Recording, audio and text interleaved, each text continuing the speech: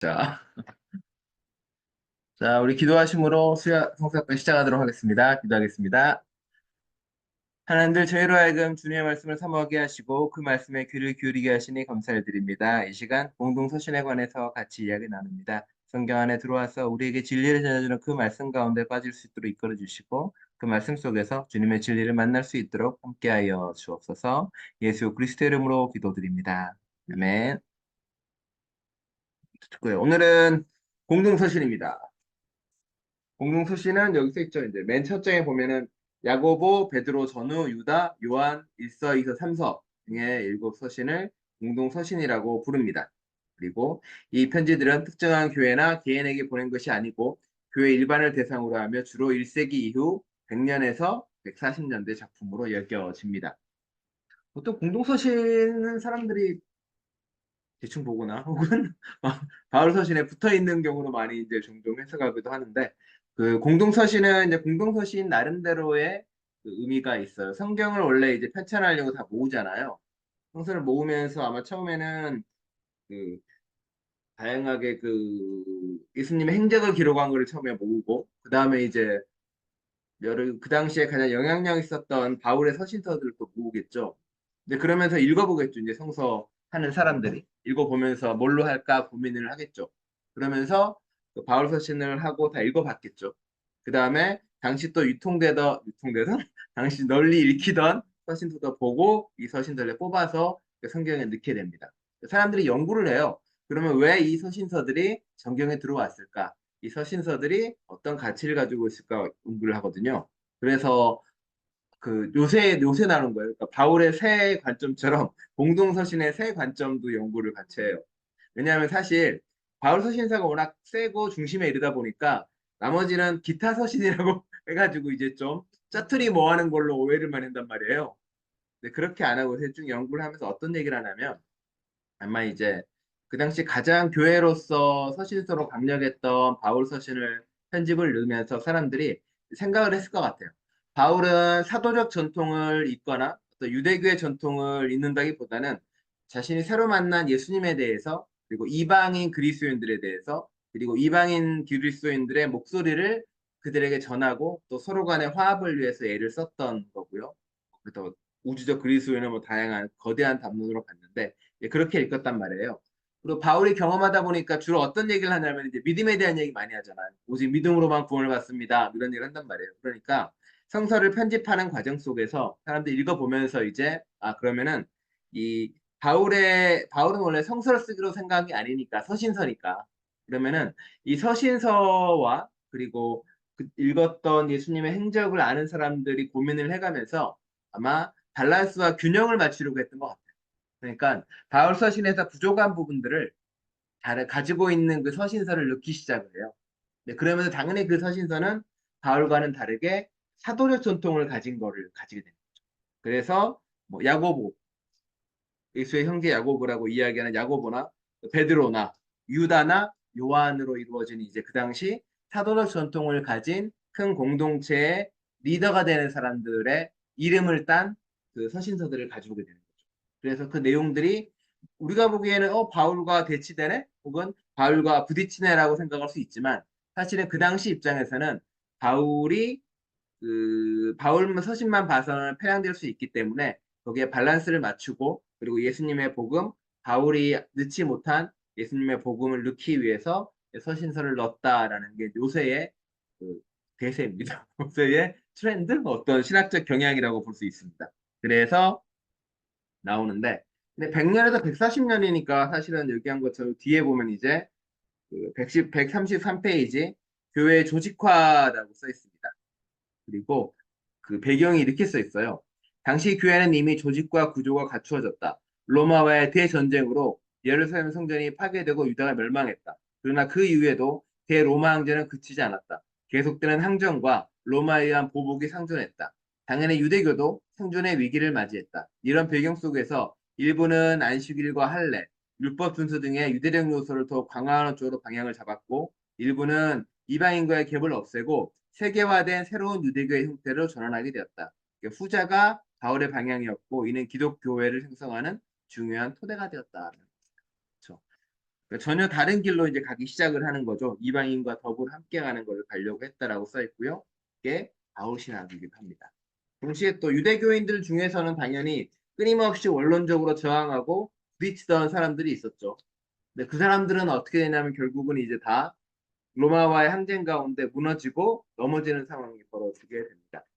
그러면서 이제 고민을 하는 거죠. 그럼 우리가 로마와의 어떤 그리고 관계를 맺어야 되는가는 고민도 있었고, 뭐 지난번에 얘기한 것처럼 예수님이 오지 않으니까 기독교회는 그 나름대로의 답을 얻어야 됐고, 유대교도 이스라엘 멸망해버린 뒤로 자신들이 무엇을 해야 될까 고민을 해야 되기 때문에 거기서 나름대로 고민을 하게 됩니다. 그러니까 그러면서 그 유대교와 기독교가 분리가 되기도 하고 기독교가 자신의 새로운 정체성을 찾아가는 길이 되기도 하는 거죠. 그래서 134페이지에 보면 성서의 정경화, 직제, 신조라고 써 있습니다. 읽어보겠습니다.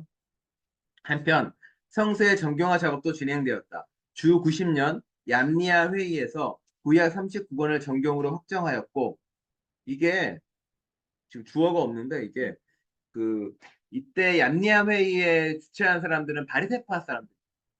왜냐하면 사두개파는 그 당시 성전 중심주의였기 때문에 그 성전이 무너지고 이스라엘이 무너지면서 사두개파의 대부분은 다 사라지거나 모두 죽임을 당하게 생긴 거고요. 바리새파는 율법 중심주의자이기 때문에 성전이 없어도 자신들의 율법을 가지고 이제 살아갈 수 있었던 거죠. 그러면서 그 율법을 좀 정례화하고 정경화 작업을 통해서 사람들을 모으기 시작을 합니다.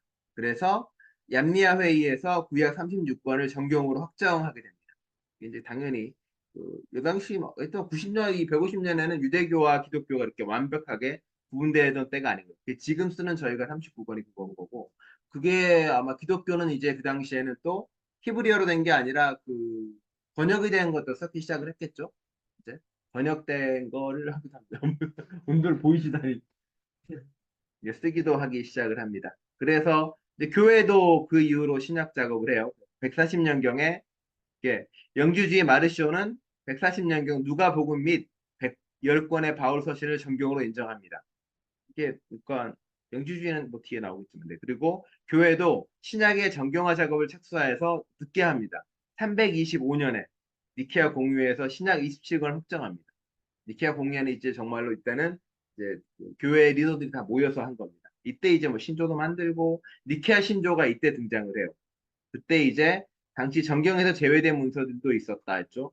로마 감독 클리멘트의 서신, 안디옥 감독 이그나티우스의 순교할 때 교회에 보낸 서신, 디다케 등 다수의 문서들이 정경에서 제외되었다.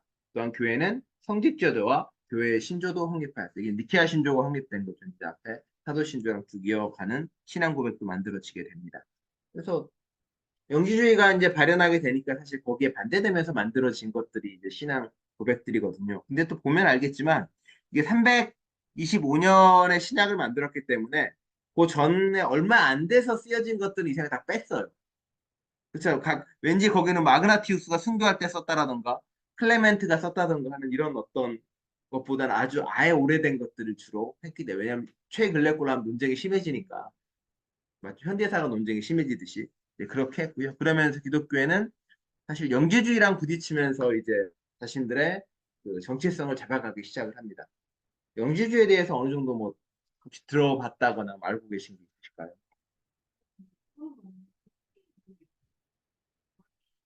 네, 정확히, 그렇죠. 당시에 마르시오라고 논쟁 붙으면서 이렇게 했죠. 그렇죠. 챗 GPT에 물어보면 잘 되겠지만 26불을 돈 내고 쓰시는 거라면 알지.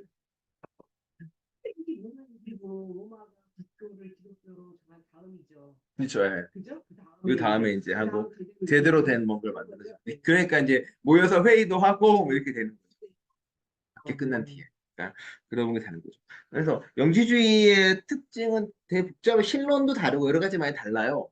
근데 이 사람들이 아마 유대교의 그 영지주의 영향도 많이 받는데 이제 그노시스파라고 보통 이야기를 하는데 가장 중요한 특징 중에 하나는 육체에 대한 값어치를 없다고 봐요. 아예. 그러니까 우리는 영혼이 가장 중요한 것이고 그래서 신론도 좀 다르고요. 네. 신론도 이제 그 유출사이라 그래서 하나님이 존재를 하는데 신이라는 그 신을 통해서 점차 낮은 단계로서 하나씩 하나씩 이렇게 빛이 어두워진 것처럼 점점점 어두워지고 빛이 닿지 않는 곳에 어둠이 있잖아요. 그게 물질 세계라고 봐요. 쭉 보는 거죠. 그러니까 당연히 신이 예수님에게 나타났다는 것 자체가 이해가 안 되는 거예요. 빛이 어둠에 들어올 수 없는 것처럼. 그러니까 다만 잠시 머물렀다고 이야기한다던가. 그러니까 예수의 십자가 죽음이 의미가 없어지는 거죠. 몸의 가치가 없으니까. 그런 것도 있고요. 이게 이제 그 나그 한마디 문서라고 있는데 이거는 이제 그 어디 동굴에서 발견해요. 나그 한마디 여기가 이제 뭐 영주지 문서가 다 모여 있는 거예요. 거기 이제 뒤져보니까 문서가 나오는데 다 영주주의 문서예요. 가장 재밌는 게 이제 요한의 비밀의 서라고 있는데 여기 되게 재밌는 제목이다. 네, 번역돼 있죠. 네. 작년에 번역됐어요. 요한 비밀의 서, 빌립보금. 제목 이름이 세상의 기원, 영혼의 해석, 이집트인의 복음. 그렇죠. 왜냐하면 생각을 해보면 세상에 너무 힘들고 어렵단 말이에요. 박해만 있고 고통만 있어. 그럼 사람들은 당연히 그 세상과 맞서 싸우는 것보다 그 안에서 뭔가 하기보다는 이 세상 같은 건 아무런 가치가 없어. 우리는 그냥 또 다른 진리를 찾아 떠날 거야. 이러면서 가버리잖아. 영주주의가 약간 이제 그런 게 강한 거죠. 그래서 영주주의는 믿음이 아니라 어떤 신적, 신비로운 지식을 아는 것을 통해서 구원을 받는다고 믿었어요. 그러니까 당연히 신비로운 지식을 알고 신비로운 하나님을 신적 존재 데미우르고스를 만나고 경험한다라고 얘기를 하는 거죠. 그러다 보니까 이제 계속 부딪힐 수밖에 없고 근데 물론 그 안에서 쓸만한 그 안에서 많은 전통들도 지금 이제 다시 되짚어 보기도 하거든요. 뭐 이런 거예요. 요한의 비밀에서 뭐 이런 거 물어봐요. 네. 주님, 그들이 자신들의 육체를 벗어났을 때 그 영혼들은 어디로 가나이까? 주님께서 웃으시며 대답하셨다. 그 내면에서 비열한 영보다 권능이 더 우세해지는 영혼은 힘이 있나니 불멸의 존재가 개입함으로써 악에서 벗어나 구원되어 애혼들의 안식처로 이끌려 올라가느니라. 이런 식이에요. 그러니까 그 천국, 지옥 뭐 이런 개념 되게 확실을 하고 그런 것도 있고 그리고 사실 요거랑 비슷한 게 요 영주주의 약간 영향을 한때 유행한 적이 있어서 우리가 헤르만 헤세 작가 있잖아요. 작가가 쓴 책 중에 데미안이라는 책이 있죠. 데미안이라는 책에 종종 나와. 예를 들어서 뭐 데미안 이름 자체도 데미우르고스라는 신명에서 가져왔고 그리고 뭐 알을 깨 유명한 데서 뭐 새는 알을 깨려고 한다 있잖아요. 그리고 새는 알을 깨려고 한다. 뭐 그 새의 이름은 세 개가 알의 이름, 새 이름이 어떻게 아프로삭스라는 이름을 써요. 그것도 영주주에 나오는 신의 이름 중에 하나고요. 그리고 영주주에 뭐 365명의 천사 이름도 있고 이거 다 있어요. 여기에 360 몇 명이더라? 네. 세상의 기원 같은 거 보면 그리고 악마에 대한 이야기들 많아요. 샘 족속의 샘의 전원, 뭐, 조스트라노스, 뭐 발레누스파 이런 거 되게 복잡한 나와요. 거기 나름대로 이제 그게 있는 거예요. 세상을 등지고 새로운 곳으로 살아가자는 건데 이렇게 돼 버리니까 문제가 뭐냐면 현실에서 뭔가를 해야 되는데 관심이 없죠. 그냥 저 멀리 영지주의 세계를 가려고 하다 보니까 그래서 부딪혀서 이제 딴 데로 가죠. 이 사람이 이제 그 아프리카 지역으로 가기도 하고요. 밑으로 내려가 이집트 쪽이나 이쪽으로 가는 네, 영지주의 가기도 하고 흩어져요. 근데 흩어지면서 이제 다른 여러 교파에 영향을 미치기도 하죠. 그래서 영지주의는 이제 그러다 보니까 개인의 영적 체험과 역정인 자유를 강조를 하게 됩니다. 35페이지. 아마 이거는 그 성서 중에서는 요한복음이 약간 그런 성향이 있고요. 그 요한 1, 2, 3, 4나 요 뒤에 요한계시록까지 해가지고 약간 영지주의 영향이 남아있다라고 말입니다. 그래서 그 얘기는 이제 요 우리가 이거 공동서신 끝나고 끝나지 않지. 공동서신 오늘 하고 다음 주가 이제 요한 1, 2, 3, 4 하는데 그때 이제 영지주의랑 같이 이야기하면서 조금 많이 얘기해요. 그래서 뭐 영적 체험이다 이런 말을 쓰는 것도 사실은 이제 그 전통에서 온 거죠. 사실 그전에 뭐 영적 체험 이런 단어는 없었으니까 그런 말을 쓰게 됩니다. 그래서 여기 보면은 네. 그래서 현장의 영성이나 역사적 사건의 영성은 다 사라져 버리게 됩니다. 현장보다는 더 다른 것을 많이 바라보게 되죠. 그래서 그런데 이제 136페이지에 보면 그럼에도 불구하고 영지주의가 힘을 가지게 되는데 이렇게 얘기하죠. 첫째 줄에 보면 그들의 자유로운 상상력은 신앙을 교리와 신조의 일정한 틀에 가두어 놓으려는 시대에 저항하였고 교회의 제도와 교권에 반대하여 교회의 역동성을 강조하는 쪽으로 자극이 되기도 하였다. 이 사람들은 이제 정말 교리로부터 자유로워서 자신의 신비로운 영적 체험을 강조하다 보니까 그렇게 가게 됩니다. 그 다음에 이제 야고보서는 우리가 지난번에 성서 때 했었고, 야고보서는 얘기하지만 이제 뭐 써 있습니다. 맨 첫 부터 볼까요? 야고보서는 흔히 예수의 동생 야고보가 쓴 것으로 들리지만 저자가 구사한 훌륭한 그리스어 문체를 보면 그럴 가능성은 낮다. 그렇죠? 예수님의 동생이나 많이 배우지 못했을 것이다라는 생각을 가지고 있어서 그렇죠. 동생 야고 보면 그냥 헬라어를 쓸 일이 없으니까 거기서 그렇죠. 뭐 헬라어 뭐 쓸 일이 있겠습니까? 실제로 이 서신은 주 200년 이후에 신약 문서들 가운데 나타났으며 4세기에 이르기까지 인정받지 못했다. 루터는 이 서신을 지푸라기 서신이라고 비판했다. 그 이유는 이 서신에서 믿음으로만 죄인이 의롭게 된다는 가르침을 부정하며 예수의 죽음이 가지는 대속과 부활에 대한 말씀이 나타나지 않기 때문이다. 야고보서는 이제 그걸 강조하는 거예요. 교리를 믿는다에 대한 강조가 아니라 그 정말로 행해야만이 할 수 있다라고 이야기를 하는 거죠. 그래서 그 이야기 쭉 우리는 봤었으니까 중요한 부분만 읽어보겠습니다. 성경만 읽을게요. 137페이지에 보면 성경 본문 나와 있는 겁니다. 조금 더 의심하지 말고 믿고 구하십시오. 의심하는 사람은 마치 바람에 밀려서 출렁이는 바다 물결과 같습니다. 그런 사람은 주께로부터 아무것도 받을 생각하지 마십시오. 그는 두 마음을 품은 사람이요. 그의 모든 행동에는 안정이 없습니다. 그러니까 믿음 자체가 이미 행동이나 이런 거로 연결돼 있다고 이야기하는 거. 믿음이 곧 행함이라고 이야기합니다. 행하면 믿음은 죽은 것이라고도 강하게 이야기하죠. 그 밑에 나옵니다. 여러분은 말씀을 실천하는 사람이 되고 그저 듣기만 하여 스스로를 속이는 사람이 되지 마십시오. 그런 말도 나오고 그 밑에 보면 우리는 자신의 아름다움을 위해서 거울을 본다. 거울을 보는 네, 이건 아닌데 그렇습니다. 그래서 일단 행하는 사람이 되라고 다시 한번 이야기를 하고 있고요. 그거를 따라간다고 이야기합니다. 그래서 138페이지에 있는 야고보서 2장의 이야기도 마찬가지입니다.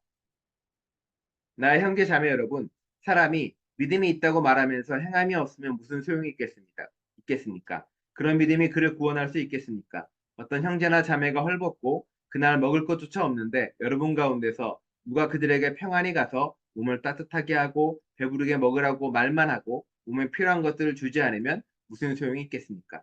믿음의 행함이 따르지 않으면 그 자체만으로는 죽은 것입니다. 너에게는 믿음이 있고 나에게는 행함이 있다.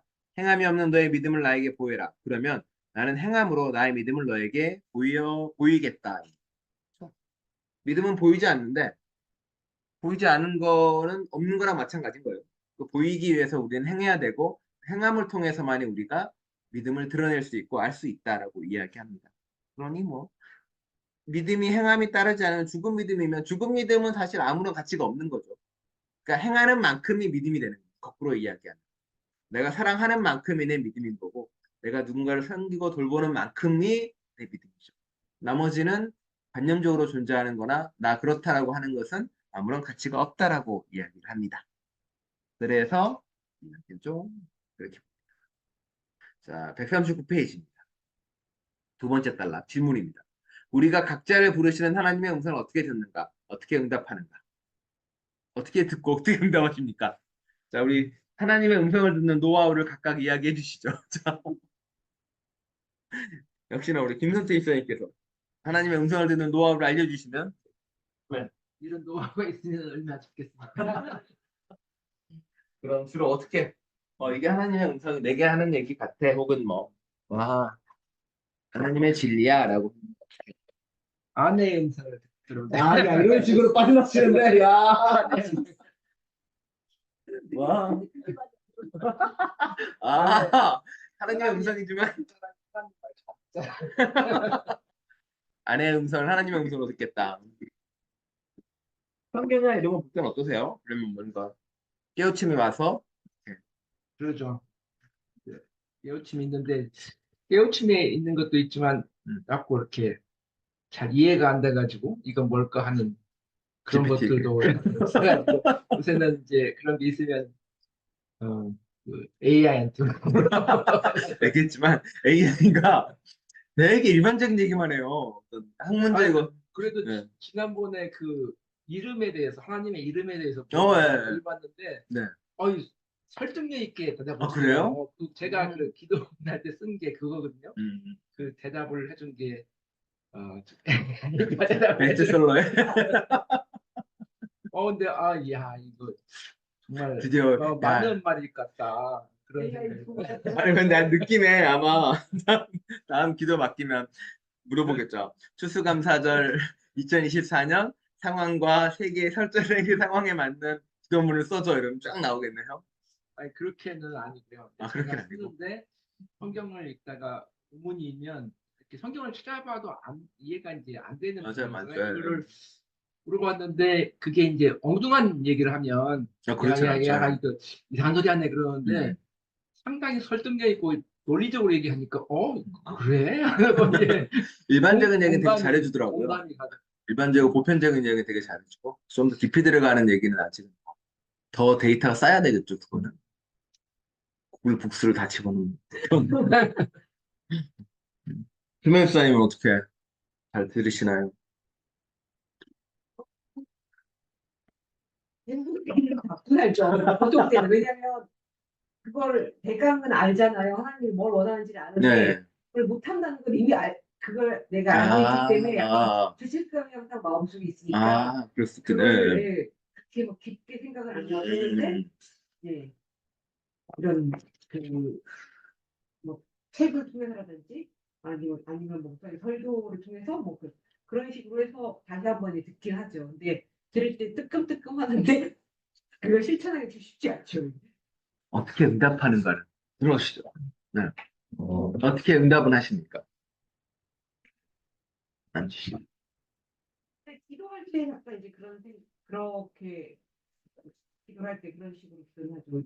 이 하나님 참 이게 어렵다. 이럴 때가 하나님이 어려운데 그냥 그냥 얘기를 하는 거죠. 음, 그냥 좀, 네.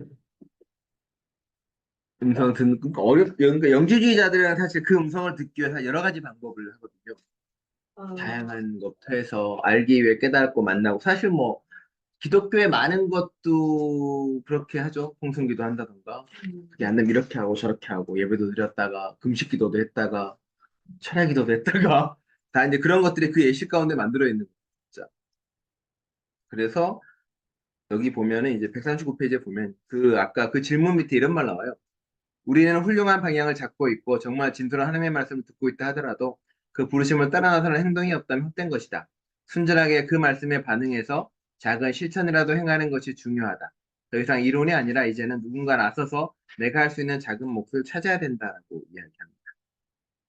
그래서 결국 이제 은혜와 행함이 두 개가 항상 같이 가야 되는 거고 실천과 믿음이 같이 가야 된다는 얘기를 끊임없이 계속 이제 하고 있습니다. 맞는 말인데 정말 안 되는 것 중에 하나죠. 이게 그러니까 믿는다는 말은 사실 별로 의미가 없어요. 행한다는 말이 오히려 더 있는 거고 믿는다는 건 너무 추상적이라서 에, 항상 죄긴 뭐 죄는 것도 힘들고 그다음 베드로전서입니다. 베드로전서는 트라이아노스 황제 시대의 작품입니다. 140페이지입니다.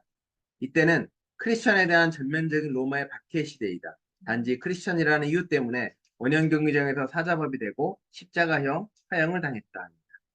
그래서 이제 나오는 것들이 다 그런 얘기입니다. 그래서 144페이지, 140페이지 맨 아래쪽에 보면 박해당한 이유가 써 있습니다. 이들이 박해를 당한 이유는 첫째, 그리스도교가 조직화하고 영향력 있는 제도로 확산되자 로마는 체제 위협적인 존재로 인식하였으며, 둘째, 하나님의 중심의 평등한 섬김과 나눔의 사상은 노예노동에 의존한 제국의 가치를 위협했다. 셋째, 로마의 법과 체제를 기본적으로 잘 지키면서도 그 체제를 근본적으로 변혁시키는 잠재 능력에 두려움을 느꼈다고 볼 수 있다고 써 있습니다. 겉으로만 그런 거죠. 그래서 보면 베드로전서에 그동안에 성경에서는 볼 수 없는 이야기들이 등장해요. 141페이지에 보면 베드로전서 이야기인데 여러분은 주님을 위하여 인간이 세운 모든 제도에 순종하십시오. 주권자인 왕에게나 총독들에게나 그렇게 하십시오. 총독들은 악을 행하는 사람에게 벌을 주고 선을 행하는 사람에게 상을 주게 하려고 왕이 보낸 이들입니다. 전통적인 창기도 그렇게 나오는 얘기죠. 이게 맞아요. 베드로는 제일 많이 나와요. 그 다음에 하인 여러분, 가장 두려운 마음으로 주님의 주인에게 순종하십시오. 착하고 너그러운 주인에게만이 아니라 까다로운 주인에게도 그리하십시오. 억울하게 고난을 당하더라도 하나님을 생각하면서 괴로움을 참으면 그것이 아름다운 일입니다. 그러니까 기존에 나왔던 성서 바울의 이야기나 뭐 너무 다른 거예요. 순교하고 죽어가는데 그 사람들에게 이렇게 쓰는 거예요. 그러면서 그 고난과 역경 가운데서 우리는 이제 예수님의 나라를 기다리고 하나님을 따라가자라고 했습니다. 왜 베드로전서에는 이 이야기를 썼을까요? 그냥 만약에 그렇게 순수하게 했으면 너무 많이 죽잖아요. 그렇죠. 네, 그 당시에 맞아요. 계시했는데 뭔가 지도자들이 약간은 유화적인 힘을 보여줘야지. 그래도 그런 거 생각 안 나네. 그 뭐죠? 침묵? 네, 네, 그 소설 있잖아요. 네, 시작 맞아요, 맞아요. 네, 네, 맞아요. 그거하고 엔더스터그 되게 침묵하고 동일한 거 네, 같아요. 되게 그랬거든요. 네, 네. 너무 많이 죽은 거예요, 사실은. 그 기간 동안. 근데 어떻게 보면은 체제 반역적이었고 하는 건데 소망에 대한 품을 그 뒤에 이야기하는 이유는 조금만 참자. 이 시간만 조금만 고개를 숙이고 이 시간만 조금만 더 말을 듣고 권력에 순종을 하자. 이 시기가 언젠가 끝날 거다. 그때는 이제 우리가 정말로 우리의 믿음대로 살 수 있는 시기가 올 거니까 이때만 좀 참자. 우리 그만 죽자. 라는 거예요. 너무 많이 죽어버리니까. 그러니까 교회 입장에서는 이제 그런 거죠. 최선을 다하는 고민을 하면서 우리가 실천해야 될 게 이제 더 이상 로마라는 거대한 권력과 부딪히기에 너무 약한 상태입니다. 그 당시 로마는 정말로 칠왕제 시대라 그래가지고 로마의 최고 황금기가 펼쳐진 시대였거든요. 그러니까 거기서 이제 그 저항으로 달라지는 게 없다라고 봤던 거예요. 그래서 이제 베드로서는 이제 오히려 하고 우리 내실을 다지는 걸로 돌아가기 시작. 내실을 다지는 시간을 우리가 요구하는 건 이제 우리 사랑하자. 서로 사랑하고 섬기자는 이야기를 계속 하게 됩니다. 그래서 최선을 다하는 과정이 정말 중요하다라고 이야기를 합니다. 보면은 자 142페이지에 보면 이제 그런 말 자꾸 나와요. 성경만 볼게요. 하나님께서 그 크신 자비로 우리를 거듭나게 하시고 예수 그리스도를 죽은 사람들 가운데서 다시 살리심으로 우리에게 사는 소망을 안겨주셨습니다. 일단은 뭐 죽어가는 사람들에 대해서 그들의 죽음이 헛된 게 아니고 그들은 우리에게 새로운 소망을 주는 사람들이고 그들을 살릴 거란 이야기를 다시 한번 해주고요. 그리고 142페이지에 보면 또 나오죠. 썩지 않고 더러워지지 않고 낡아 없어지지 않는 유산을 받게 하셨습니다. 입니다. 결국 세상의 권력이나 세상의 모든 것들은 사라지고 없어질 테니까 그때까지 좀 버티고 살아보자라고 이야기를 합니다. 이러다가 세상이 끝나는 게 아닐까, 이러다가 우리가 다 죽는 게 아닐까라고 이야기할 때 그래도 희망을 주려고 하는 거죠. 143페이지에 보면 또 이렇게 하죠. 여러분의 믿음을 보시고 그의 능력으로 여러분을 보호해 주시며 마지막 때에 나타나려고 되어 있는 구원을 얻게 해주십니다라고 이야기합니다. 그런 걸 통해서 좀 살자라고 이야기합니다. 믿음을 가지고요. 그래서 144페이지에 보면 또 성경 이야기죠. 지금 잠시 동안 여러분이 여러 가지 시련을 겪으면서 어쩔 수 없이 슬픔에 빠져 있더라도 이것을 기뻐하십시오라고 말합니다. 슬픔 가운데 고난 가운데 있지만 우리는 이걸 통해서 하나님께서 다가가고 하나님께서 깊어갈 것이라고 이야기합니다. 요즘 가장 힘들고 어려운 사람한테 읽는 본문들이 아마 대부분 베드로전서. 그래서 루터가 좋아했어요. 루터가 종교개혁하면서 너무 많이 자기들이 힘들고 아프잖아요. 그러니까 이것만 견디면 괜찮아. 이것만 견디면 달라질 거라고 이야기합니다. 그래서 145페이지에 보면 위에 보면 여러분의 믿음이 연단을 받아서 순수하게 되면 불로 연단하여도 마침내는 없어지고 마는 금보다 더 귀한 것이 됩니다. 시련과 슬픔이나 지금 겪는 아픔들이 그대로 사라지거나 없어지고 무가치한 것이 아니다라고 이야기합니다. 그러니까 가장 힘든 게 그건 거잖아요. 살아가면서 겪는 모든 일들에 아무 의미가 없다는 거. 내가 고난을 받고 아픔을 받고 눈물을 흘리는데 이게 아무런 가치가 없다고 느낄 때 하는데 이제 베드로전서는 그걸 자꾸 알려줘요. 가치 없는 게 아니다. 그 최선이 그리고 네가 하는 모든 것 자체가 의미가 있다라고 이야기해요. 그래서 자, 여기 보면 다시 아까 돌아가서 143페이지 두 번째 단락에 보면 두 번째 단락에 중간쯤에 보면 보다 예, 이 땅에서는 이라고 써 있습니다. 이 땅에서는 우리가 원하는 결과가 나오지 않을 수도 있다. 보다 중요한 것은 우리가 이 세상에서 사는 동안 할 수 있는 최선을 다한다면 그 최선을 다하는 것으로 이미 완성한 것이다. 그것은 변치 않는다. 자신의 보는 앞에서 우리가 원하는 결과가 오지 않을지 모르지만 참다운 진실은 하늘에 쌓일 것이다. 그러한 소망 안에서 우리는 썩지 않고 변하지 않는 영원함을 이미 확보하고 사는 것이다라고 이야기합니다. 자, 어, 하늘에 쌓는다는 게 하늘에 쌓아놨다가 우리가 죽어서 거기 가서 그 보화를 받는다 이런 개념이 아니고요. 우리가 했던 모든 최선과 노력은 사라지지 않고 하나님에게 다 전달되고 그리고 그 노력은 어딘가에서 여전히 남아 있어서 그 이후에 이어질 누군가에게 그게 이어지는 보상으로 내려오는 거예요. 우리가 과거의 신학자들이나 신앙의 선배들의 깨우침과 노력이 사라지지 않고 우리에게 이어지는 거고 세상을 바꾸려고 노력했던 사람들의 많은 노력들이 사라지지 않고 우리에게 이어지고 세상을 바꾸는 그러니까 그 노력들과 그 애씀이 사실은 없어지지 않고 저 하늘에 하나님에게 쌓아져 있고 그것들이 다시 우리에게 또 새로운 세상을 만들어주는 곳으로 가고 있다라고 이제 말하는 거죠. 그러니까 하늘보화라는 게 이렇게 죽어서 가는 어디 창고에 넣어져 있는 게 아니라는 거 정말 많은 사람이 자꾸 그렇게 생각을 해서 요즘 이제 없겠죠? 그렇게 생각하는 사람들이. 항상 뭘 받고 싶은 걸까요? 그럼 그러면 아니 거기 뭐 어디다 쏜 거를 하늘에 갔는데 그분 뭐하를 그래서 본인도 근데 모르지만 이렇게 있으면 보기만 해도 좋잖아요. 정말 그런 게 집에 있잖아요. 가서 그렇게 예를 들면 애가 웃고 있으면은 그쵸 애가 웃고 있는 거 그러니까 이제 그런 거죠. 그런 사람 마음에는 그런 게 금이 하늘에 그렇게 쌓여 보인다는 있는 거죠. 게 뭔가 가장 장기에 귀중한 건데 그럴 하늘에 수 쌓여 있겠다. 있으면 나중에 가서 그걸 보면 내가 내가 내 받았구나. 금덩이를 저기다가 그걸 쓸 데가 아무것도 없으면 죽을까? 쓸모가 만약에 다이아몬드를 이렇게 꼈으면 네. 다이아몬드가 쓸모가 없거든요. 써마치겠죠 그거는. 그거 쓸모는 없거든요. 그렇죠. 다이아몬드를 모르겠으니까 먹게 써야 되거든요. 근데 그 자체가 좋은 거죠. 야, 일단 감에 있는 걸로 치죠. 나도 하고 싶은 거 하고 목사님이 워낙 안 들어. 뒷산을 못 많은 사람들이 그런 거를 그냥 보고 즐거워하죠. 이렇게. 그 있잖아요.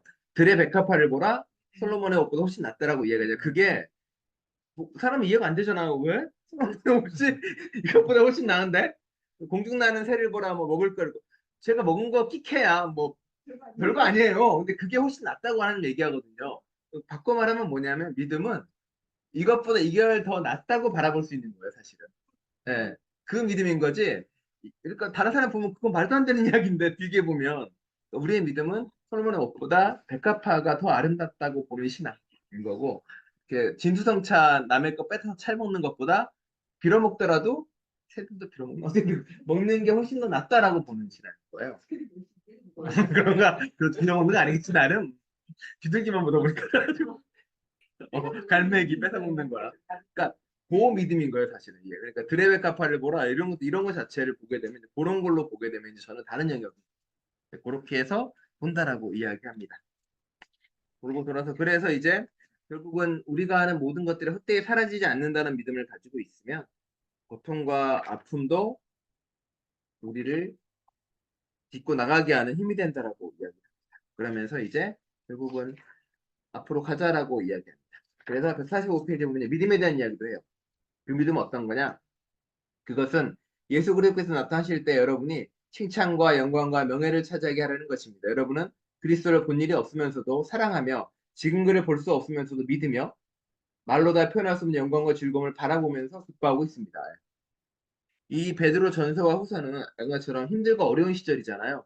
그러니까 베드로 전서는 이런 얘기도 후서도 뭘 강조하냐면은 금방 오실 거야 예수님.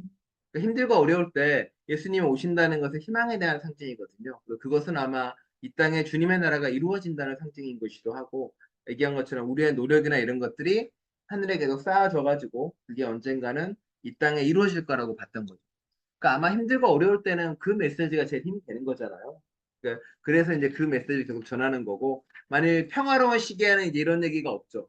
평화로운 시기에는 그런 얘기는 없고 오히려 이제 더그 행함에 대한 야고보서가 400년, 200년 이후에 썼으니 그때는 이제 행하시고 실천하고 이런 얘기를 더 많이 합니다. 네, 그렇게 됩니다. 그러면서 결과의 신앙이 아니라 과정의 신앙을 이야기하고요. 뭐 146페이지 이야기는 이제 칭찬, 영광, 명예는 그리스도 안에서 누리는 기쁨이다. 칭찬, 영광, 명예는 그리스도 안에 누리는 기쁨이라는 거는 다른 사람이 칭찬해주고 땅에서 영광을 받고 땅에서 얻는 명예가 아니라 그리스도 안에서 너희가 받아야만 된다라고 이야기를 합니다. 그러면서 이분은 이제 겸손하고 연결을 지었는데 네, 겸손한 사람이 그렇다라고 자기 인식도 이야기하고 그러니까 힘든 과정을 잘 견디고 나아갈 수 있는 이유는 사실 그 내가 하나님에게서 이어진 사람이라는 자기 인식에서 시작한다고 예를 들어서 내가 가난하고 힘든데 버틸 수 있는 힘은 자존감이라는 거예요 결국 내가 하나님과 연결된 존재이고 사람이라는 그 자존감이 나를 견디게 하는 거고 나의 가치를 증명하는 것이지 그 무언가 세상적인 걸 받아가지고 내 자기 인식을 높이는 걸로는 할 수가 없다라는 것을 하고 싶어 합니다. 그 신앙은 결국 그렇게 나와 남을 동일하게 이렇게 하나님의 자식이라는 걸 인정하는 것이다라고. 그 다음 이야기, 지난주하고 이어지는 이야기, 147페이지에 보면 베드로전서에 이런 이야기가 나와요. 네. 그는 영으로 옥에 있는 영들에게 가셔서 선포하셨습니다라는 말이 베드로전서 3장 19절에 나와요. 그리고 그 사도신조에도 나왔다 그랬죠. 사도신조에서도 음부에 내려가셨다는 고백이 거기에 적혀 있고요. 147페이지에 이제 보면 그 밑에 읽어볼게요. 그 본문 성경 바로 밑에. 그리스도가 지옥에 내려가셨다는 것은 신학적으로 중요한 주목의 대상이다. 그가 지옥에 내려가신 이유는 그리스도 이전에 죽은 사람을 구원하기 위함이고 또한 악의 세력에게 결정적인 파멸을 선포하기 위함이다라고 이야기합니다. 그렇죠. 그리스도를 믿는 사람이 있었단 말이에요. 옛날에 초기에는 이제 그리스도께서 오시고 그럼 이제 다음에 내려오시면은 그때는 모두 죽은 사람들을 다 일으켜서 그때 이제 심판을 하신단 말이에요. 자신의 율법과 법에 따라 하나님께서. 근데 그리스도인은 고민이 하나 생긴 거죠. 그리스도가 오기 전에 죽은 사람들은 어떻게 될까라고 고민을 하게 돼요. 그리스도의 진리를 모르는 사람들은 어떻게 할 것이며 그런 고민을 하다 그 답 중에 하나가 이거예요. 그리스도께서 지옥에 가서 거기 있는 사람들도 이렇게 잘 믿게 해서 그 사람들도 몽땅 다 구원을 한다는 거예요. 이 지옥이라는 건 정말 지옥이라기보다는 게헨나라고 써져 있는데 게헨나는 지금 사람들이 자꾸 지옥으로 하는 거기도 하지만 정확히 얘기하면은 죽음의 불꽃, 죽음의 골짜기 이런 뜻이에요. 그러니까 지금 죽어 있는 사람들, 지금 혹은 고통 가운데 있는 사람들, 죽음의 세력에 지배해 있는 사람들 여러 가지 뜻이 있는 거죠. 예수님은 그 사람들조차도 구원하려고 지옥에 가셔서 함께했다라고 이야기를 해버립니다. 그러니 이제 예수님의 권능이나 예수님의 가르침이 그렇게까지 모두에게 다 공평하게 나아질 수 있다라고 이야기하죠. 네. 그리고 이런 얘기를 하니까 나오죠. 그리고 이런 얘기하면서 그리스도 영주주의는 또 어디까지 가냐면 그래서 얘기한 것처럼 그리스도의 진리를 모르는 사람들이 모르고 죽잖아요. 그러면 이제 어떻게 할 것이냐 고민하니까 그래서 이제 영주주의나 몇몇 중대 신학자들의 윤회 이야기를 나오는 거죠. 영혼이 비열한 영에게 끌려가지 않고 거룩한 영에 가려면 계속 다시 거듭나야 된다 해서 이제 윤회 이야기도 나오게 됩니다. 그래서 이야기를 합니다. 그래서 148페이지에 보면 먼저 147페이지 밑에 맨 밑에서 하나 둘 셋 넷째 줄입니다. 게헨나에 대한 배경이 나와요. 게헨나는 원래 예루살렘 성에서 나오는 쓰레기를 불태우는 곳이고 가난한 서민들과 유아들, 장례를 치르지 못한 사람들의 불을 태우는 곳. 그래서 쓰레기가 많다고 나오는 거고요. 그 넷째 줄 밑에서 그래서 게헨나라는 말은 죽음, 영원한 불의 형벌, 저주를 뜻하는 의미로 쓰였고 나중에는 지옥과 같은 세상을 은유하는 말로 쓰였다. 그리고 불붙는 지옥에 던져질 것이라는 예수의 말을 이게 이제 게헨나에 던져질 것이라는 거거든요. 그러니까 그게 이제 죽어서 그 영혼이 뭐 정말 지옥에 떨어진다는 게 아니라 정말로 그 선함이랑 비교하기 위해 썼던 말이에요. 하나님의 영에 같이 가는 것과 그렇지 못하다는 걸 비교하기 위해 쓴 것인데 이 이후에 예수의 말을 죽음 후에 삼층천 땅 및 세계 지옥을 연상하고 이제 교리화하는 게 이제 교회가 교리화하게 되죠. 이제 지옥으로는 등장이기도 합니다. 그리고 연옥도 등장을 하고 뭐 이런 얘기도 등장을 하는데 원래는 없는 개념이죠. 그래서 이것은 그리스도는 산자의 구원뿐만 아니라 죽은 자의 구원도 완성한다는 의미로 신앙 고백으로 받아들이게 되는 거예요. 근데 그거를 그러니까 예수 그리스도는 산자도 구원하고 주원자도 구원하기 때문에 게hen나 같은 것도 구원한다라는 개념을 그 뒤로는 사람들 어떻게 사용을 하냐면은 지옥의 교리를 이제 선행을 강조하기 위해 그러니까 뭐 착한 일 하기, 나쁜 일 하면 지옥 가. 협박으로 써버리는 거예요. 원래는 그 용도가 아니었거든요. 원래 그것은 이제 예수님께서 죽은 자와 산 자 모두를 구원하시는 분이야. 라고 얘기하는 거고, 하나님의 선함을 따라가지 않는 것은 지옥불에 떨어진 것과 그리고 뜨거운 고통을 받는 것과 다를 바가 없어라고 이야기한 거예요. 그러니까 하나님의 영을 강조하기 위해서 하나님의 영을 따라가지 않는 것은 그렇게 고통받는 일이야라고 이야기를 한 건데, 그게 아니라 오히려 이제 뒤에가 강조되는 거죠. 아, 너 하나님만 안 따라가면 죽을 거야, 지옥 갈 거야, 협박과 공갈로 사용이 되기 시작한다는 거예요. 저는 다른 용도죠. 식칼로 요리하라고 칼을 줬더니 그걸 가지고 이제 사람을 찌르는 거죠. 이게 이제 교리화된 지옥 교리의 문제입니다. 그래서 여기 보면 지옥이라는 교리가 두 번째 단락입니다. 지옥이라는 교리가 사람들에게 선행을 강조하기 위해 존재할 것이다. 그러나 지옥에 가거나 벌받지 않으려고 선을 베푸는 것은 오히려 거룩한 말씀을 유지하고 천박하게 만든다. 중세한 신학자가 지옥의 벌이 무서워 선을 행하는 자들을 위해서 바로 지옥이 만들어졌다고 말했다. 협박령이 아니에요, 그거는. 그렇게 이야기합니다. 그래서 149페이지에 보면은 위에 이렇게 나오죠. 그리스도께서는 하늘에서 내려오셨듯이 지옥에서도 올라오셨다. 그는 하늘의 경계뿐만이 아니라 땅의 경계도 온몸으로 무너뜨리셨다. 그는 어둠과 죽음의 세력을 파괴하고 해체시키셨다라고 이야기합니다. 그러니까 로마의 앞잔에 있던 베드로전서를 읽었던 사람들은 그 꿈을 꾸는 거죠. 지금은 내가 잠깐 고개를 숙이고 지금은 잠깐 우리의 목숨 때문에 여기서 이렇게 숙이지만 하나님의 소망은 이루어져. 그날은 오고 이루어질 거야. 그리고 사실 예수님이 이미 부활을 통해서 지옥의 권력도 이겼기 때문에 이 지옥과 같은 세상도 이제 하나님이 올 것이다라는 구체적인 소망으로 현현되게 되는 거죠. 이제 그게 베드로전서가 가지고 있는 희망이기도 합니다. 그럼 이제 우리는 뭘 할까라고 이야기할 때 우리는 그러면 외부에 대한 저항과 부딪힘보다는 이제 우리는 사랑하는 사람이 공동체가 되자라고 다시 원래로 돌아가. 이게 뭐냐면 이제 우리 로마는 여전히 죄악이 판치고 여전히 노예제도가 있고 여전히 차별이 있지만 우리끼리는 그러지 말자. 우리끼리는 사랑하자. 우리끼리는 하나가 되자. 우리끼리는 주님을 따라가자라고 점점 강조하는 이야기가 되게 됩니다. 그래서 그 이야기를 많이 합니다. 그래서 150페이지에 보면 사랑 이야기를 계속해요. 성서에서는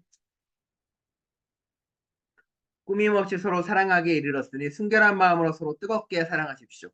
한 마음을 품으며 서로 동정하고 서로 사랑하며 자비로우며 겸손하십시오. 무엇보다 먼저 서로 뜨겁게 사랑하십시오. 사랑은 허다한 죄를 덮어줍니다.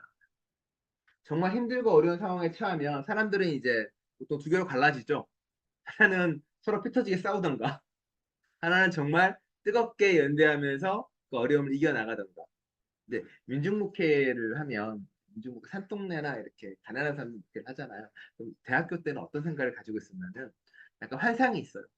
아, 가난하고 힘든 사람들은 자신들의 가난을 넘어서기 위해서 서로 이렇게 애쓰고 서로 함께 하면서 음식도 나눠 먹고 이럴 거다라고 생각하고 민중국회 간단 말이에요. 전혀 아닌 거죠. 술 먹고 사람 때리고 맞고 온 집사님 교회로 피난 오고 재정 맡겨놨더니 헌금 들고 튀고 조합 만들었더니 개 깨트리고 장난 아니거든요. 근데 거기에 비해서 아는 거죠. 이제 아 이게 뭐야 이게 낭만적인 생각이었던 거고 가난하고 힘들수록 사실 더 막 부딪히잖아요. 오히려 예, 기생충에 나오는 대사인가요? 돈이 다립니다가 기생충에 나오는 대사인가? 어디 몰라. 돈이 다립니다라는 데서 어디서 들었는데 다리는 거예요. 인생의 굴곡을 다 다리미처럼 피는 게 돈이고 이런 얘기를 해요. 네, 왠지 그 부자인 사람은 인성도 좋아 보이고 여유도 있고 이런 뭐잖아. 도덕성까지 겸비하고. 네,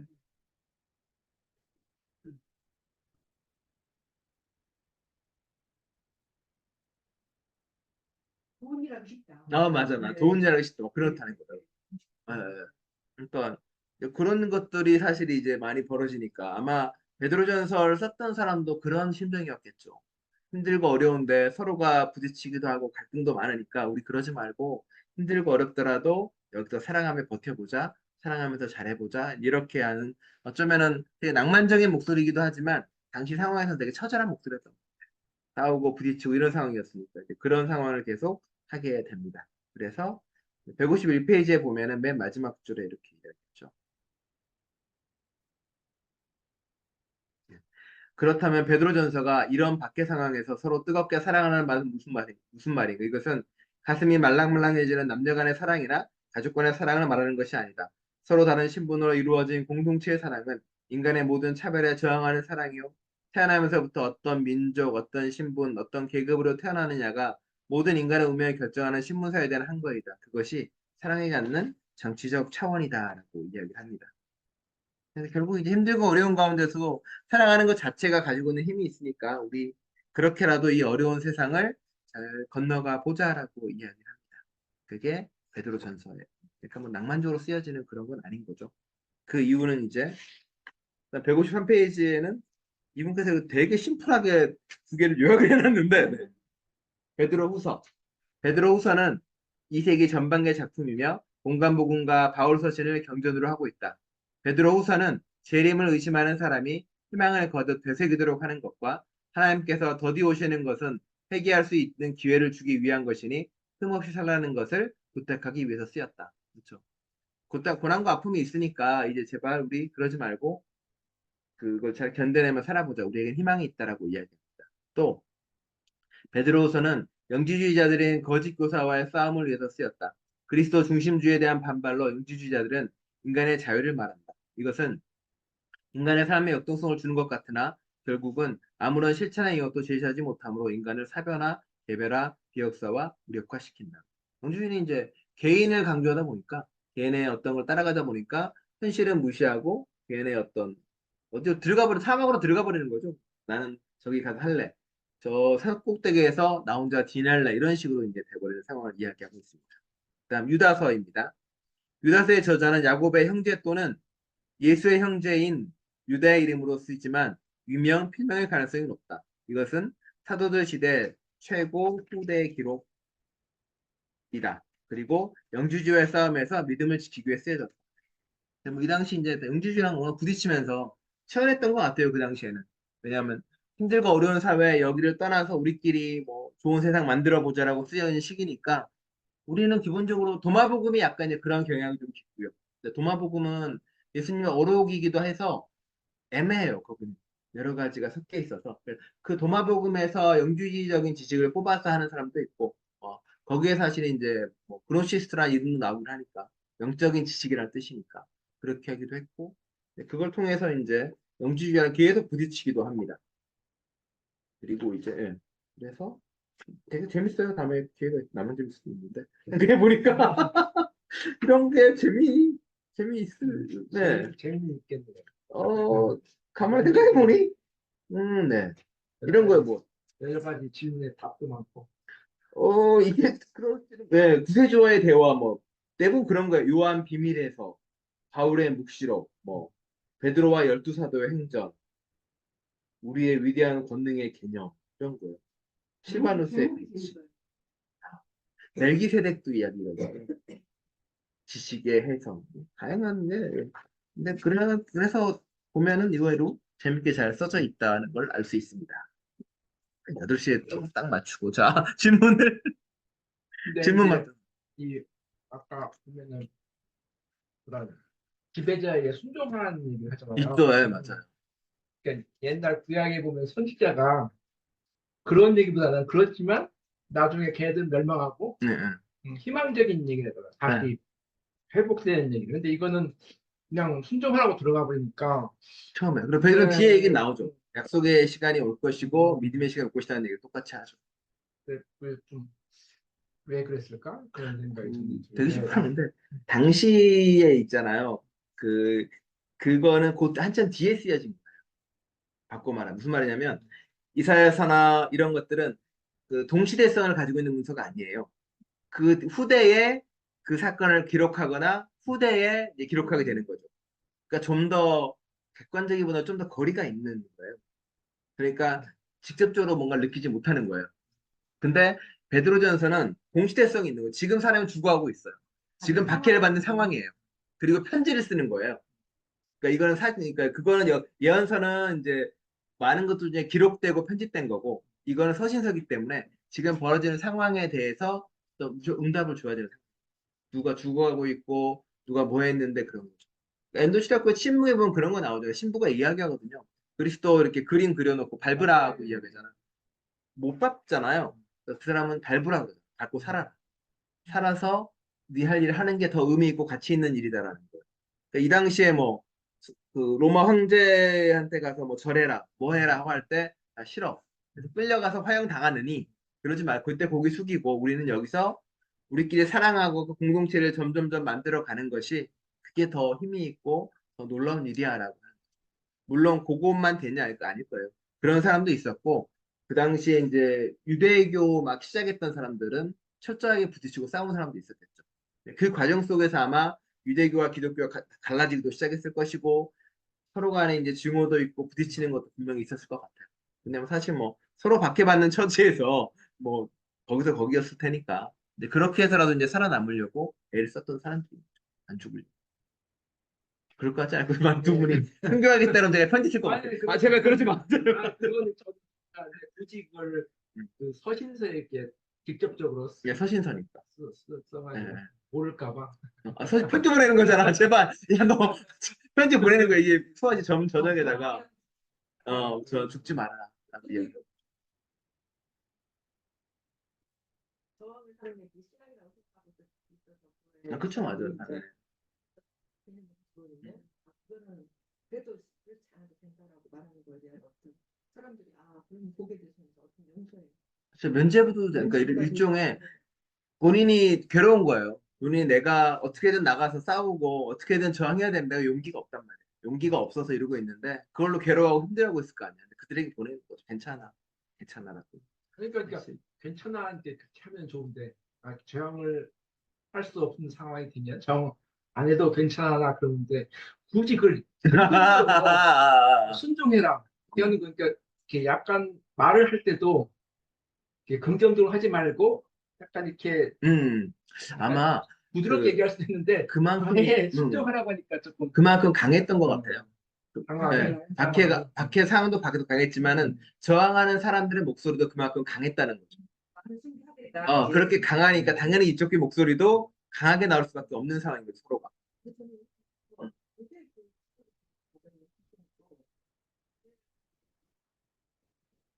너무 많이 죽었어요. 맞아요.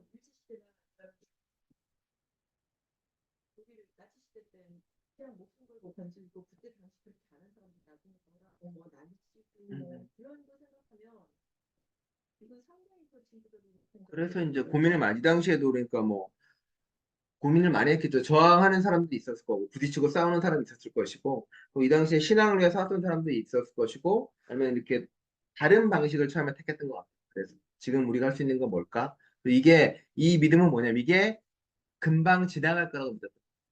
예. 이게 그렇게 오래되지 않을까. 아까 계속 강조하잖아. 세상은 썩어 없어질 거다. 조금만 참자. 조금만 참으면은 새로운 세상이 올 것이다라는 거예요. 일제시대 때 친일파가 늘어난 시기가 언제냐면은 25년이 넘어간 뒤래요. 한 25년까지는 되게 많이 저항을 했대요. 근데 이게 20년이 넘어가 버리니까 사람들이 야, 그리고 들려오는 소식은 뭐냐면은 충전한다, 이기고 있다, 나가고 있다는 소식이 들려온 거예요. 그러니까 이 사람들이 이제 그때부터는 안 되겠다. 우리가 살 수 있는 길은 이제 다른 길이다. 그렇다고 해서 뭐 적극적인 친일을 한 게 아니라 그 가운데서 우리 민족이 또 다른 길을 찾아보자라고 모색하기 시작. 무장장 이런 것들이 아니라 그 안에서 빼올 건 빼오고 우리가 어떻게든 살아날 길을 찾아보자는 사람도 있었고 정말로 친일파로 돌아가는 사람도 많이 있고 그때가 딱 그때래요. 길어지면 길어져서 문제가 있는. 근데 성서에서는 이제 이게 짧다라고 이야기하는 거예요. 짧어 끝나. 그러니 신앙은 포기하지 마. 가장 큰 밑둥만은 너희가 가지고 있자. 지금은 근데 이 사람들이 그렇다고 베드로전서를 읽는 사람들이 예언서나 이런 건 이미 다 아는 거예요. 원래 저항하는 게 맞고 원래 싸우는 게 맞고 원래 오른손 내는 게 맞다라는 걸 알고 있는 사람들입니다. 그걸 알고 있다는 전제에서 지금 잠깐 고개 숙이는 거라고 그렇게 해서 나가는 거죠. 그러니까 이제 이게 그이 저번에 얘기한 것처럼 여성은 교회에서 잠잠하라는 거가 이렇게 대놓고 앞에 써 있는 이유는 역으로 생각해보면 그 당시 그만큼 교회에서 여성의 목소리가 높았다는 것에 대한 상대적 반증인 거고 제발 좀 순종해라 제발 좀 고개 숙이라고 강조하는 거는 그만큼 거기에 반하는 목소리가 더 힘들고 더 컸다는 거겠죠. 그거에 대한 상징으로 많이 드러나요. 그렇게 해서 이제 신선 그러니까 이게 그거 그렇게 알려주고 싶은 거예요. 그러니까 서신서를 보거나 볼 때 아까 맨 처음에 이야기했지만 공동 서신서도 전체적인 교회 그 서신서 흐름을 볼 때 이거는 하나하나가 완벽한 건 아니에요. 하나하나가 단점도 있고 문제도 있고 관점에 어긋난 것도 있고 당연히 서신서가 바울 서신도 마찬가지고 다만 그거를 하나로 묶어낼 때 여기에 부족한 내용이 여기에 있으니까 이 서신도 넣는 거고 여기에는 바울 신학의 이방인을 위한 신학이 있지만 뭐 야고보서나 이런 서에는 어떤 유대교의 전통을 가지고 있는 사도적 전통을 가진 내용이 있으니까 넣고 이렇게 해서 어느 정도의 형평성을 만들기 시작을 한 거죠. 그리고 이제 약간 영주의적 경향을 지닌 것도 좀 들어가 있고 계시록처럼 뭔가 이렇게 미래에 대한 묵시적인 것도 다 이렇게 넣어서 골고루 잘 비빔밥으로 이렇게 해서 잘 이렇게 그들이 고백했던 하나님의 다양한 모습에 들어갈 수 있게 딱 맞춰놓죠. 그렇게 해서 이렇게 완전히 전체적으로 봐야지. 뽑아보면 정말 위험한 정말 책이에요. 이상해. 예. 정말 위험한 책. 아마 그 당시에 모았던 사람들은 그거를 뽑아놨을 걸 생각 안 했을 것 같아요. 왜냐하면 당시에 이게 어, TV나 이런 게 아무것도 없었잖아요. 그러니까 이 사람들이 하는 거는 코덱스라 그래가지고 이제 큰 것들이 다 모아져 있었으니까. 그리고 이 사람도 유대교는 기본적으로 머리에 말씀을 읽고 다닐 정도로 계속 읽고 쓰고 하는 사람이었고, 보통 성서 예배 때 하더라도 이거를 썼다 그러면 주로 읽는 게 구약의 예언서 10편, 그 다음에 율법서, 기본적으로 이제 구약을 읽어야 됐고요. 그다음 예배 때 쓸 때는 복음서 중에 하나 읽어야 됐고, 서신서 중에 하나 읽어야 됐고, 그다음에 바울서신 하나, 사도서신 하나 이렇게 해서 기본적으로 본문에 8개에서 10개가 됐단 말이에요. 길죠. 근데 그거를 항상 다 읽었단 말이에요. 그러니까 최소한 제가 볼 때 1년에 뭐 2독, 3독은 충분히 했을 것 같다는 거예요. 이 사람들이. 원래 많이 읽게 했으니까. 그러니까 이 사람들 머릿속에는 이제 탈출돼 있는 거죠, 다. 그렇죠. 덜한 거죠.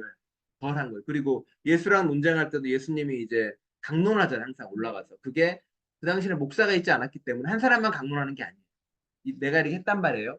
그럼 다른 사람이 와서 이제 얘기하는 거죠. 아, 나는 이것을 이렇게 본다라고 또 누가 이야기하고 또 누가 나와서 또 이야기하고. 그러니까 예수님 때 마르다가 예수님의 오른편에 앉잖아요. 그 밥 먹을 때. 그 자리는 무슨 자리냐면 예수님이 무슨 얘기를 했단 말이에요. 아마 구약을 가지고 이야기를 했겠죠. 예수님의 얘기 끝났잖아요. 그러면 그 뒤 오른쪽에 있는 사람의 이야기가 시작하는 거예요. 돌아가는 거예요. 예. 그러니까 그 다음에 마리아가 그 다음 순서가 돼요. 그러니까 이제 사람들이 왜 저기 있냐고 할 수밖에 없는 게 바로 그의 수석 제자 자리에 마리아가 앉아서 그 다음 말을 할 준비를 하고 있는 거예요. 앉아서 가만 수동적으로 들으려고 온 게 아니라 자기의 이야기를 펼치기 위해 이렇게 앉아. 그렇죠. 왜냐하면 그래서 예수님마다 강론했다는 거는 회당에서 돌아가면서 하니까 누군가가 읽고 이야기하고 하니까 그런 식으로 한 거예요. 왜냐하면 이제 성전은 제사를 드리는 공간이었지만 회당은 서로 가르치는 공간이었고 토론하고 말하는 공간. 이제 그렇게 돌아가면서 하는 거죠. 그러다 보니 이제 뭐 저기요, 전 달라요. 생각이 뭐 이런 거. 그리고 예수님이 그 구약을 해석한 것도 다르게 해석을 하잖아요. 그러니까 사람들이 이건 듣도 보도 못한 새로운 말씀이다 하고 한 이유가 해석을 다르게 하기 시작. 그렇게 이제 쭉쭉 이해가 나는 거죠. 그래서 뭐 뽑았을 일은 없어. 지금은 안 읽으니까. 지금은 일단 안 읽기 때문에. 하기가 편하겠군요. 목사들, 근데 요새는 목사들 설교 힘든 게 인터넷에 찾아봐. 사람들이 요새는 찾아보면 이제 바로 나오잖아요. 설교 들으면 속상해. 그런 것도 있고. 그러니까 그런 것들이 이제 다르겠죠. 옛날에 어떤 신앙의 열정과 지금 신앙의 열정. 이게 뭐 개인의 문제가 아니라 너무 바빠. 세상이. 너무 바쁘고 그리고 너무 할 게 많잖아요. 예배 안 가면 할 게 너무 많아. 그렇지 않아요? 그러다 보니까 아마 이제 신앙에 쓰는 시간도 달라지고 옛날만큼 어떤 깊이나 열정이 줄어든 것 같죠. 그런 것 같습니다. 네. 자, 우리 온라인으로 참석하신 분들 중에 질문인 받습니다. 마이크가 꺼져 있기 때문에 질문하시려는 분은 마이크를 켜셔야 됩니다. 없나요? 네. 뭐 또 자주 이야기할 것이니 걱정하지 마시고 자, 그러면은 기도하고 마치도록 하겠습니다. 기도하겠습니다. 하나님 공동 서신서를 하나하나 읽어갑니다. 그 야고보서와 베드로 전서를 더 많이 배우고 익혔습니다. 야고보에서 말하는 믿음은 행함이 없다면 죽었다라고 이야기합니다. 그 행하는 믿음으로 살아갈 수 있도록 도와주시고 그리고 베드로 전서의 말씀처럼 힘들고 어려운 시기를 지날지라도 그 가운데서 소망을 놓지 않는 저희 될 수 있도록 이끌어 주옵소서. 우리가 행하는 작은 것들이 믿음으로 행하는 작은 실천들이 사라져버리는 것들이 아니라 저 하늘에 쌓이고 쌓이고 쌓여서 또 우리의 신앙의 후손들이 또 다른 사람들이 잊고 이어가서 이 세상에 하나님 나라를 만들 것을 믿는 믿음으로 그런 말씀을 전하는 것을 우리는 기억합니다. 그 말씀대로 살아가는 저희 될 수 있도록 함께하여 주옵소서. 예수 그리스도의 이름으로 기도드립니다. 아멘. 자, 감사합니다. 오늘은 특별히 어이구 장로님 들어오셨네. 오늘 김하나 장로님. 네. 자, 그럼 자주 뵙도록 하고요. 오늘은 장소를 바꿔서 제 방에서 네.